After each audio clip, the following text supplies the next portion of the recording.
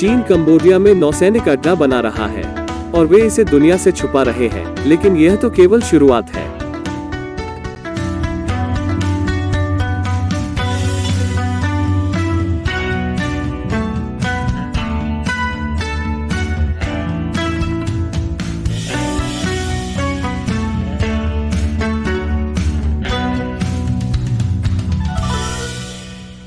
आपका स्वागत है।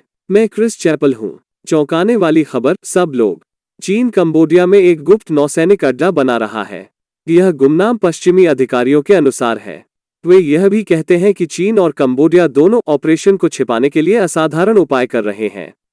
मैं हैरान हूं कि चीनी कम्युनिस्ट पार्टी एक गुप्त सैन्य अड्डे का निर्माण करेगी और फिर उसके बारे में झूठ बोलेगी।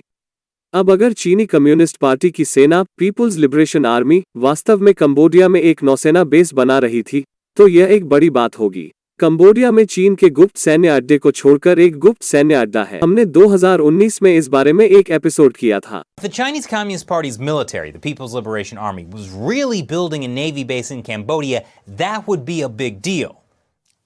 डेजा वू। 2019 में वापस अमेरिकी अधिकारियों ने कहा कि चीन और कंबोडिया ने पीएलए को कंबोडियन नौसेना बेस के हिस्से का उपयोग करने की अनुमति देने के लिए गुप्त रूप से एक समझौते पर हस्ताक्षर किए थे। वो है रीम नेवल बेस, जो यहां थाईलैंड की खाड़ी में है। यह काफी महत्वपूर्ण स्थान है। मैं आपको बताऊंगा कि बाद में एपिसोड में क्यों। यह सौदा चीनी सेना के लिए नौसैनिक अड्डे के उत्तर की ओर का विशेष उपयोग प्राप्त करने के लिए था।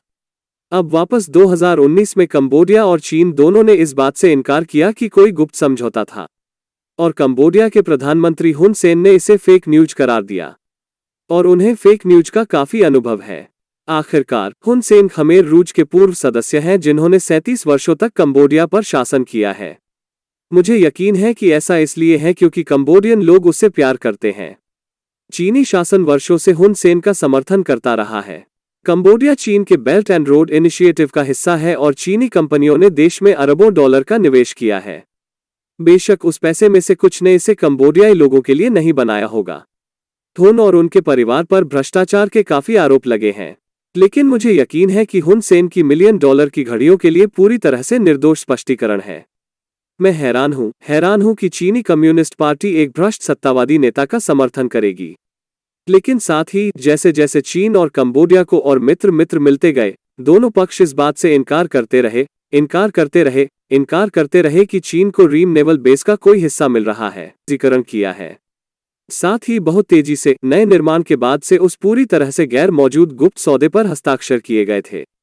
लेकिन रीम में यही एकमात्र संदिग्ध बात नहीं हो रही है। ब्रेक के बाद मैं आपको और बताऊंगा। वापसी पर स्वागत है। वर्षों से हमने इस बात के प्रमाण देखे हैं कि चीनी कम्युनिस्ट पार्टी कंबोडिया के रीम नेवल बेस पर कुछ निर्माण कर रही है, लेकिन वो सब नहीं है। कंबोडियाई सरकार ने अमेरिका द्वारा बनाए गए एक ही आधार पर दो अलग अलग सुविधाओं को भी ध्वस्त कर दिया। उन्होंने ऐसा उनमें से एक के नवीनीकरण के लिए भुगतान करने के अमेरिकी प्रस्ताव को ठुकराने के बाद किया, और यह उस समय के आसपास था जब उन्होंने अमेरिकी अधिकारियों को बेस पर जाने से मना करना शुरू कर दिया था। मुझे यकीन है कि उनके पास छिपाने के लिए कुछ भी नहीं था। कुल खुलापन और पारदर्शिता। इसका बेस पर चीनी सेना की मौजूदगी को छिपाने से कोई लेना देना नहीं था। उदाहरण के लिए चीनी सैनिकों को ऐसी वर्दी पहनाना जो कंबोडियाई वर्दी की तरह दिखती हो, या बिल्कुल भी वर्दी नहीं। मुझे यकीन है कि इसके लिए एक निर्दोष स्पष्टीकरण है। जैसे स्पष्ट रूप से चीनी सेना के पास अचानक एक समान आपातकाल था और उसे कंबोडियाई लोगों से कुछ वर्दी उधार लेनी पड़ी थी। उनकी वर्दी शायद धुलाई में थी, लेकिन यह सिर्फ अमेरिका ही नहीं है जिससे कंबोडिया छिपने की कोशिश कर रहा है। पिछले साल उन्होंने एक वियतनामी इमारत को भी स्थानांतरित कर दिया जो नौसैनिक अड्डे पर थी। मान लीजिए कि चीन और वियतनाम अभी सबसे अच्छी शर्तों पर नहीं है। यह पूरी बात एक तरह से प्रफुल्लित करने वाली है, भयानक तरीके से। मेरा मतलब है, कंबोडिया और चीन सचमुच इधर उधर घूम रहे हैं, लेकिन हर कोई अपने अवैध सैन्य संबंधों के बारे में वैसे भी जानता है। लेकिन सालों के छिपने के बाद आखिरकार इसे आधिकारिक बनाने का समय आ गया है। इस हफ्ते रीम में एक शिलान्यास समारोह होने जा रहा है और चीनी अधिकारी वहां जाने वाले हैं। यह सिर्फ गुमनाम पश्चिमी अधिकारियों के अनुसार नहीं है। किसी तरह वॉशिंगटन पोस्ट को इसकी पुष्टि के लिए एक चीनी अधिकारी भी मिल गया। चीनी अधिकारी ने वॉशिंगटन पोस्ट को भी पुष्टि की कि बेस के हिस्से का इस्तेमाल चीनी सेना द्वारा किया जाएगा।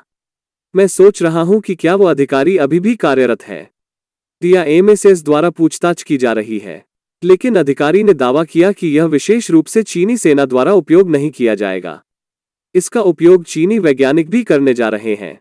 तुम्हें पता है, यह कम संदिग्ध नहीं बनाता है।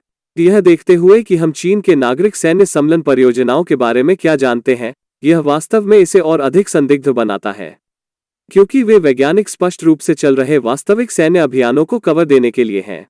चीन और कंबोडिया इतने सतर्क क्यों हैं? मैं आपको ब्रेक के बाद बताऊंगा।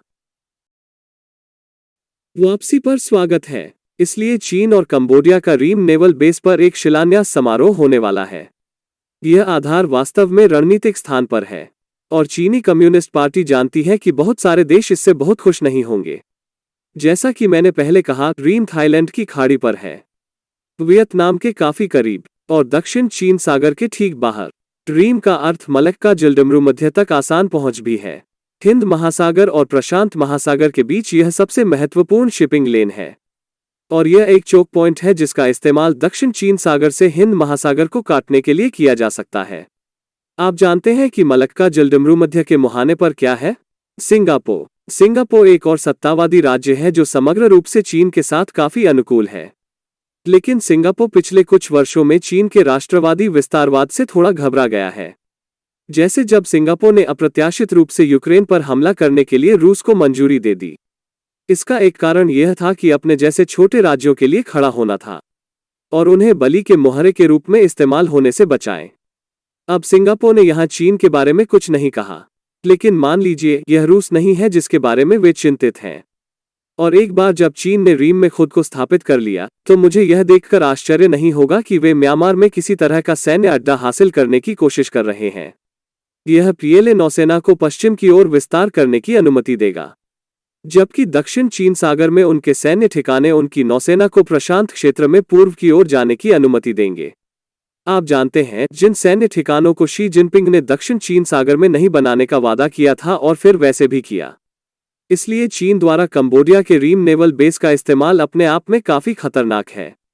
लेकिन यह दक्षिण प्रशांत में चीन के विस्तार के बारे में एक विशाल लाल चेतावनी संकेत भी है।